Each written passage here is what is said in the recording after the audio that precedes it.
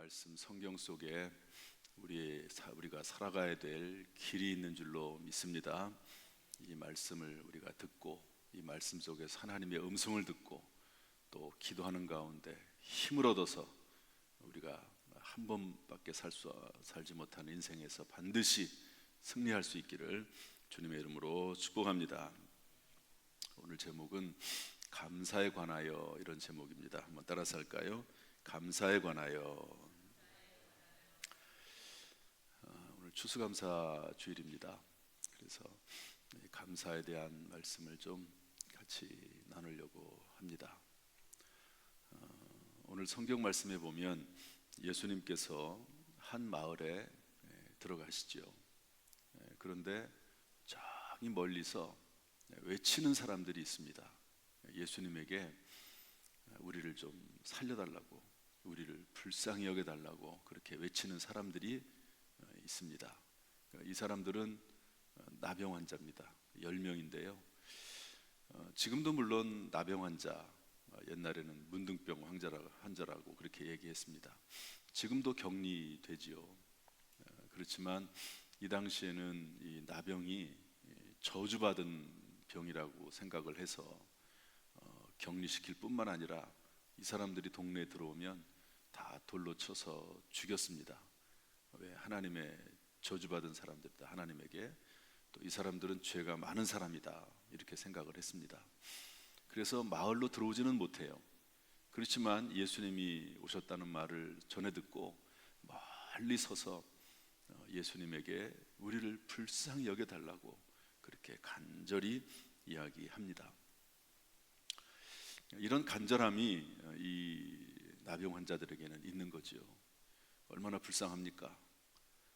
가족들에게서 격리되고, 그래서 이 사람들도 먹고 살아야 되니까 가족들이 음식 같은 거 이렇게 던져주면, 놔주면 사람 아무도 없는 그때 와가지고 그 음식을 가져다가 먹고 그렇게 살아가는 존재들입니다. 참 불쌍한 사람들이죠. 희망이라고 하는 것은 아무것도 없습니다. 지금처럼 약이 좋아서 대화를 할 수 있는 그런 상황도 아니잖아요. 지금은 이 나병 환자들도 대화가 가능합니다. 사람도 만날 수 있습니다. 약이 발견이 돼서. 그렇지만 보기가 안 좋으니까 같이 사는 사람들은 거의 없습니다. 격리돼서 살아가죠. 아무리 없는 이 당시에 이 나병 환자들은 그야말로 희망이 없는 사람들, 소망이 없는 사람들, 죽기만을 기다리는 사람들, 죽지 못해서 살고 있는 사람들, 이런 사람들이 나병 환자라고 할 수가 있습니다. 이들에게 한 줄기 빛이 비춰졌는데 그것은 예수님입니다. 그래서 예수님 소문을 들어보니까 예수님께서 병을 고쳐주신대요. 예수님은 심지어 죽은 자도 살리신다는 그런 소문을 들었습니다. 그래서 예수님에게 찾아와서, 그러나 멀리 떨어져서 마을엔 들어가지 못하니까 예수님에게 불쌍히 여겨달라고 요청하는 거죠. 우리도 한번 해볼까요? 예수님, 우리를 불쌍히 여기소서. 이런 마음들이 좀 있습니까? 예수님에게 이런 그 간절함이 우리 가운데는 그렇게, 글쎄요, 얼마나 이런 간절함이 있을까요?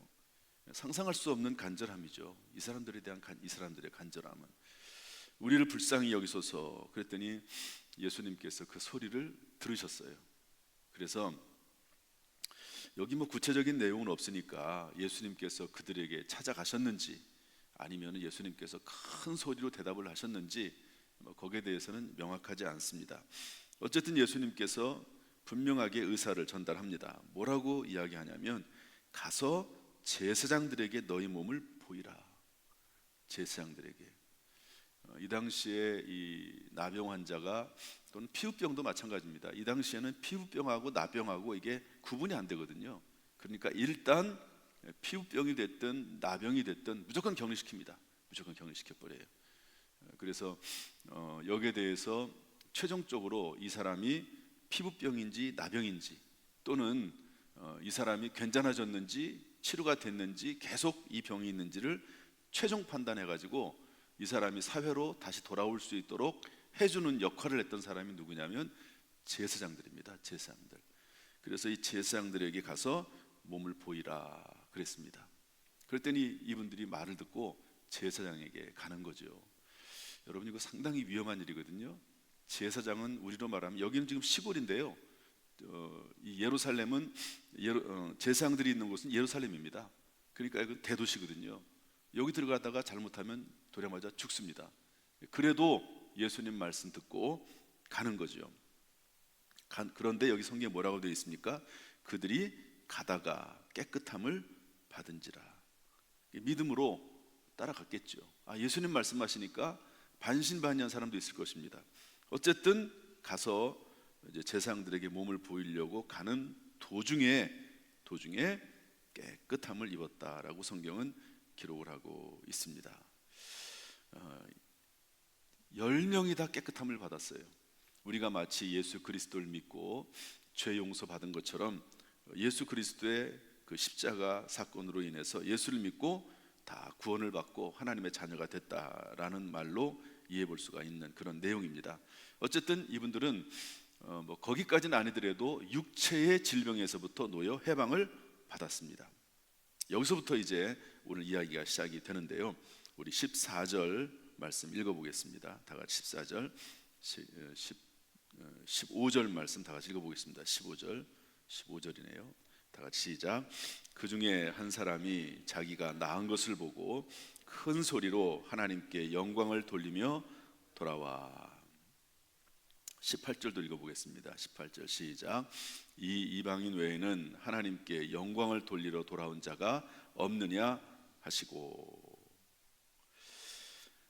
그 10명이 다 고침을 받았는데요, 그 중에 한 명만이 돌아와서 한 명만이 즉시 그 자리에서 큰 소리로 하나님 앞에 영광을 돌립니다. 이것은 하나님 앞에 감사했다는 말이죠. 오직 한 사람만이 하나님 앞에 영광을 돌리는 거죠. 10명이 다 고침을 받았는데 하나님 앞에 영광을 돌리고, 이 뒤에 가서는 예수님은 이것을 감사라고 표현을 하는데요, 하나님 앞에 감사를 올려드리는 사람은 한 명뿐이었다는 거예요. 한 명.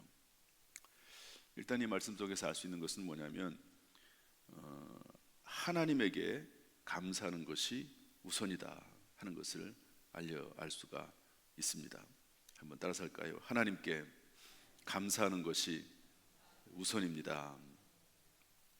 이런 기적적인 일들과 이 세상 모든 것을 주관하는 분은 하나님이시기 때문에 우리는 무슨 일을 만나든지 간에, 좋은 일이 됐든 심지어 그렇지 않은 일이 됐든지 간에 다 하나님께서 하신 일이라고 하는 믿음을 가지고 하나님 앞에 일단 믿음으로 영광을 돌리는 것이 우선적인 일이다 하는 것을 알려주고 있습니다. 마태복음 10장 29절부터 31절에는 이렇게 되어 있습니다. 참새 2마리가 한 아사리온에 팔리지 않느냐. 그 당시에 동전 단위거든요. 그러나 너희 아버지께서 허락하지 아니하시면 그 하나도 땅에 떨어지지 아니하리라. 너희에게는 머리털까지 다 세신 바 되었나니 두려워하지 말라. 너희는 많은 참새보다 귀하니라. 여러분, 모든 일들을 주관하시는 분이 하나님이신 줄로 믿습니다. 우리가 이해할 수 없는 일들이 많죠. 아까 우리 기도하실 때 중동과 이스라엘의 전쟁, 러시아와 우크라이나의 전쟁, 그런데 그 러시아에 또 북한 군인들이 들어가네요. 여러분, 이것은 정말 심각한 문제입니다. 엄청나게 심각한 문제입니다. 이 북한군이 이제 최첨단 전쟁 기술을 배우게 될 겁니다. 이것은 우리나라하고 직결되는 문제입니다. 우리나라가 어떻게 대응하냐에 따라서 러시아와 우크라이나의 전쟁뿐만 아니라 한국의 전쟁도 될 수 있는 정말 엄청난 일이거든요. 여러분, 여기에 대한 어떤 위기의식이 있습니까? 이 전쟁이 얼마나 두려운지, 얼마나 무서운 것인지, 전쟁이 일어나면 온갖 죄악과 범죄와 상상할 수 없는 일들이 일어난다는 것을 우리가 알지 않습니까? 정말 심각한 문제입니다. 우리가 기도해야 돼요. 하나님, 우리나라에 다시는 6.25 같은 전쟁이 일어나지 않도록 해달라고 정말 간절히 기도해야 될 때입니다. 이런 일들이 지금 일어나고 있습니다. 이런 일들이 이해가 안 되죠. 도대체 하나님께서는 왜 이 나라의 전쟁이 끊이지 않게 하실까? 왜 그것을 그냥 놔두실까? 그런 고민들이 많이 있습니다. 한 가지 확실한 것은 하나님께서 인간을 창조하시면서 하나님이 모든 것을 다 주관하고 나지만 결정적인 순간에 개입하고 계시긴 하지만, 그러나 인간에게 자유의지도 주셨다 하는 것을 또한 우리가 잊어서는 안 되는 것이죠. 스스로 하나님을 찾아나가고 스스로 사람들이 해야 될 그런 일들이 있습니다. 그러나 큰 하나님의 그림 가운데 하나님께서 또 인류의 역사에 개입하시죠. 어쨌든 하나님께서 모든 것을 주관하시는 분이기 때문에, 특별히 기적적인 일들도 하나님이 주관하시기 때문에 모든 되어지는 일들에 대해서 하나님 앞에 감사해야 된다, 영광을 돌려야 된다. 하나님의 섭리와 계획과 뜻 가운데 그것을 받아들일 줄 알아야 된다는 것을 알려주고 있습니다. 두 번째로 우리가 알 수 있는 것은 뭐냐면요, 여기 16절 말씀인데 한번 읽어보겠습니다. 16절 말씀 다 같이 읽어보죠. 시작. 예수의 발 아래 엎드려 감사하니 그는 사마리아 사람이라. 고침받은 그 한 명의 나병 환자는 가장 먼저 하나님께 영광을 돌린 후 예수님께 돌아와서 그 발에 엎드려서 감사했습니다. 감사를 표현했다는 것이죠. 여러분, 감사의 중요한 내용 중에 하나는 그것은 표현하는 겁니다. 감사를 표현하는 것. 우리 한국 사람들은 이 감사하다는 말을 표현을 잘 안 해요. 부부간에도 그렇고 부모 자식 간에도 그렇고 이 감사하다는 말을 잘 표현을 안 하거든요. 그런데 감사는 표현하지 않으면 모릅니다. 감사라는 말이 참, 외국 사람들은 감사하다는 말을 많이 하잖아요. 땡큐라고 하는 말을 아주 입에 달고 삽니다. 그런데 감사하다는 말을 잘 안 합니다. 하나님께 감사, 또 사람들 사이에서도 서로 감사해야 되는데 그것을 잘 표현하지 못합니다.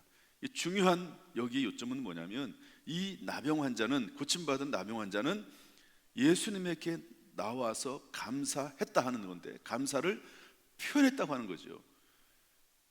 그리고 이 감사는요, 세 번째로 현재형입니다. 현재형. 그러니까 즉시 병이 치료가 됐을 때 즉시 하나님 앞에 영광을 올려드리고 즉시 예수님에게로 찾아와서 겸손히 종의 심정으로 발 아래 엎드려서 절함으로써 그 감사의 마음을 전했습니다. 여러분, 이 감사의 마음이 나머지 9명의 환자들에게도, 나병 환자들에게 없었을까요? 분명히 그들도 있었을 것입니다. 그런데 중요한 것은요, 그들은 표현하지 않아요. 감사하는 마음을 예수님에게 표현하지 않습니다. 하나님에게 찾아와 하나님 앞에 영광을 돌리지도 않습니다. 그리고 나중에 이 감사를 표현했다는 말도 성경에 기록이 없습니다. 따라서 감사는요, 현재형이 돼야 된다. 감사는 바로 지금 해야 된다 하는 것을 알 수가 있습니다. 목사님, 감사할 조건이 있어야죠, 감사할 내용이 있어야죠, 그렇게 말하시는 분 있을지 모르지만 사실은 살아있는 것 자체가 감사라고 볼 수 있습니다. 지금도 또 그나마 여기에 와서 앉아서 예배드릴 수 있는 것 그 자체만으로도 감사할 수 있는 것이지요. 여러분, 북한에 있는 사람들은 이렇게 앉아서 예배 못 드립니다. 러시아와 우크라이나에 있는 사람들은 날마다 전쟁의 불안감 가운데 있습니다. 굳이 뭐 그 사람들하고 그분들하고 비교를 할 것은 아니지만 우리가 감사를 찾아보면 감사할 것이 얼마나 많은지 모릅니다. 어떤 분이 이런 말을 하더라고요. 부모님들이 일찍 돌아가셨는데 그 부모님들이 사람만 계셨으면 좋겠다. 뭐 몸이 아프시든 어쨌든지 간에 사람만 계셨으면 좋겠다, 이런 말도 하시는 분도 이야기도 들었습니다. 우리가 감사를 표현할 때 그것은 진정한 감사가 되는 것이죠. 우리 지금 옆에 있는 분에게 한번 감사를 한번 표현해 보실래요? 그 이유는 뭐가 된지 모르지만 아무튼 마음속에 품고 한번 옆 사람에게, 앞뒤 사람에게 감사합니다 라고 한번 표현을 한번 해보시죠. 한번 해보시기 바랍니다. 감사합니다. 참 감사한 게 많습니다. 이렇게 예배 드릴 수 있는 거 감사하죠. 이렇게 좋은 예배당에서 하나님을 찬양할 수 있는 거 감사하죠. 가족들이 있는 거 감사하죠. 어떤 사람은 뭐 남편이 왼수같이 생각되는 사람도 있지만 그러나 옆에 있어줄 수 있는 사람이 있는 것 정말 감사합니다. 아내도 감사하고 가족들도 감사한 거죠. 여러분, 감사를 표현할 수 있기를 주님의 이름으로 축복합니다. 또한 하나님 앞에도 감사를 표현할 수 있기를 주님의 이름으로 축복합니다. 그런데요, 이런 말씀이 다 있습니다. 17절 말씀인데 한번 읽어보겠습니다. 17절 시작. 예수께서 대답하여 이르시되 10사람이 다 깨끗함을 받지 아니하였느냐? 그 9은 어디 있느냐? 한 명이 돌아왔으면 그냥 그 한 명 잘한 것으로 예수님께서 그 사람을 칭찬하고 참 잘했다 그렇게 하시면 좋은데, 굳이 예수님께서요 물어보세요. 9명은 어디 있냐? 9명은 10명이 다 깨끗함을 입지 않았느냐? 고침을 받지 않았느냐? 그런데 9은 어디 있느냐? 여러분, 이것은 상당히 중요한 의미를 가지고 있습니다. 주님이요 감사하는 자를 찾으세요. 한번 따라합시다. 주님은 감사하는 자를 찾으신다. 주님이 그 이야기 안 하셔도 상관없습니다. 그냥 지나갈 수 있어요. 민망하잖아요. 9명에 대해서 물어보는 것이. 그리고 예수님께서 이렇게 말씀 잘 안 하십니다. 그런데 이번에는요 특별하게 물어보세요. 왜 9명은 감사하지 않냐? 이런 말이거든요.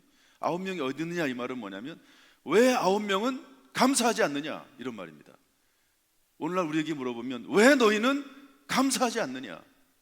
감사할 조건이 없어서요. 또 그렇게 할 수 있을지 모르지만 다시 반복됩니다. 감사할 조건은 찾아서 하는 거죠. 우리가 구원받은 것만 해도 얼마나 감사한 일입니까? 감사하는 자를 찾으신다는 것 우리가 기억을 하고 하나님 앞에 감사를 표현할 수 있기를 주님의 이름으로 축복합니다. 그런데 예수님께서 이런 말씀하세요. 18절 19절 말씀인데 한번 다 같이 읽어보겠습니다. 18절 19절 말씀 시작. 이 이방인 외에는 하나님께 영광을 돌리러 돌아온 자가 없느냐 하시고 그에게 이르시되 일어나 가라 내 믿음이 너를 구원하였느니라 하시더라. 아멘. 여기 예수님께서 뭐라 말씀하시냐면 감사하는 이 나병 환자를 향해서 내 믿음이 너를 구원하였느니라 이렇게 말씀하십니다. 이게 무슨 말일까요? 감사라고 하는 것은 믿음의 증거라고 하는 것입니다. 감사하는 사람이 믿음이 있는 사람이 있는 거라는 거죠. 믿음이 있는 사람은 감사하는 사람이 될 수밖에 없습니다. 늘 입에 불평을 달고 사는 사람들이 있어요. 그것은 감사가 없는 것이기도 하지만 믿음이 없는 것이기도 합니다. 하박국 3장 17절을 18절을 이렇게 말씀하고 있습니다. 비록 무화과 나무가 무성하지 못하며 포도나무에 열매가 없으며 감람나무에 소출이 없으며 밭에 먹을 것이 없으며 우리의 양이 없으며 외양간에 소가 없을지라도. 그 다음에 뭐라고 이어진지 아십니까? 나는 여호와로 말미암아 즐거워하며 나의 구원의 하나님으로 말미암아 기뻐하리로다. 하나님이 계시기 때문에 나는 감사하겠다. 하나님께서 나를 구원하실 것이기 때문에, 하나님께서 지금 현재 상황 이런 어려움 가운데 있다 할지라도 다 하나님의 뜻이 있고 계획이 있음을 믿고 나의 구원의 하나님으로 말미암아 그런 없는 것 바라보지 않고 여호와 하나님, 나의 구원의 하나님 바라보면서 기뻐하겠다 이렇게 말씀하는 것을 볼 수가 있습니다. 여러분, 없는 것 바라보지 말고 정말 우리의 구원자 되신 예수 그리스도, 우리의 주님이신 주 예수 그리스도를 바라보면서 감사할 수 있는 마음이 우리 가운데 충만하기를 주님의 이름으로 축원합니다. 19절 하반절에 이런 말씀도 있습니다. 내 믿음이 너를 구원하였느니라 하시더라. 구원하였다 이렇게 말씀하고 있거든요. 이것을 통해서 알 수 있는 것은 감사는 또 다른 감사를 낳습니다.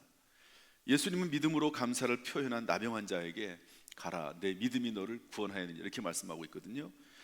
여기서 구원이라고 하는 것은 영혼의 구원을 의미합니다. 왜냐하면 육체의 구원은 이미 받았어요. 나병에서 10명 다 치료를 받았습니다. 또 육체의 구원, 육체가 치료받는 구원에 대해서 말씀한 것이 아닙니다. 그러면 영혼의 구원이죠. 여러분이 영적인 구원에 대해서는 이 나병 환자가 요청하지 않았습니다. 그런데 예수님께서 예수님의 직권으로 그 믿음을 보시고 예수님께서는 내 영혼이 구원받았다고 말씀하시는 것이죠. 이것을 보면 감사는 또 다른 감사를 낳게 하는 영적인 비밀입니다. 한번 따라합시다. 감사는 또 다른 감사를 낳게 하는 영적인 비밀이다. 여러분 힘들고 어려울 때가 있죠. 그러나 그럼에도 불구하고 감사를 표현할 수 있기를 주님의 이름으로 축복합니다. 영국의 성경 주석가인 매튜 헨리는 이런 말을 했습니다. 감사는 산수에서 더하기와 같다. 하면 할수록 많아지기 때문이다. 그러나 원망과 불평은 빼기와 같다. 있는 것까지 빼앗기기 때문이다. 이렇게 말을 했습니다. 유명한 설교의 황제라고 하는 스펄전 목사님 이런 말을 했습니다. 우리가 받은 축복에 대해서 감사드릴 때 하나님께서는 그 축복을 연장시켜 주신다. 그리고 우리가 불행에 대해서 오히려 감사드리면 하나님께서는 그 불행을 끝나게 하신다. 하나님은 한 자루의 촛불을 인하여 감사하는 자에게 별빛을 주시고, 별빛을 인하여 감사하는 자에게 달빛을 주시고, 달빛을 인하여 감사하는 자에게 햇빛을 주시고, 햇빛을 인하여 감사하는 자에게는 하나님의 영원한 광채로 가득한 천국을 주신다. 이렇게 말씀을 했습니다. 물론 추수감사주일은 추수에 대해서 감사하는 겁니다. 그러나 소출이 적다 할지라도 하나님 앞에 감사를 표현할 수 있는, 입술로 온몸으로 하나님을 찬송할 수 있는 그런 마음이 있기를 원하고, 그 마음 가운데 하나님께서 은혜 베풀어 주셔서 모든 불행을 중단시켜 주시고 우리의 복된 삶이 더 계속 이어질 수 있도록 하시기를 주님의 이름으로 축복합니다. 이제 말씀을 정리하겠습니다. 데살로니가전서 5장 16절 18절 아주 유명한 말씀이 있죠. 저를 따라서 할까요? 항상 기뻐하라, 쉬지 말고 기도하라, 범사에 감사하라. 이제 제가 하겠습니다. 이것이 그리스도 예수 안에서 너희를 향하신 하나님의 뜻이니라. 하나님의 뜻이 무엇이냐? 그냥 여러분 하나님의 뜻을 사실은 물어보기보다도 모든 일에 항상 기뻐하라, 쉬지 말고 기도하라, 범사에 감사하라, 이런 마음을 가지고 이런 말을 하고 이런 삶을 살고 이렇게 표현하고 그러면 그게 하나님의 뜻입니다. 하나님의 뜻을 이루면 하나님께서는 우리를 지켜주시고 은혜 베풀어 주시고 돌보아 주실 줄로 믿습니다. 항상 기뻐해라, 쉬지 말고 기도해라, 범사에 감사하라. 이런 마음을 가지고 살아갈 수 있기를 주님의 이름으로 축복합니다. 그래서 항상 감사, 변함없이 감사, 그럼에도 불구하고 감사, 범사에 감사하는 성도가 되어서 하나님께 영광을 돌리고 우리의 인생에 참으로 복된 삶이 될 수 있기를 주님의 이름으로 축원합니다. 축원합니다. 기도하겠습니다.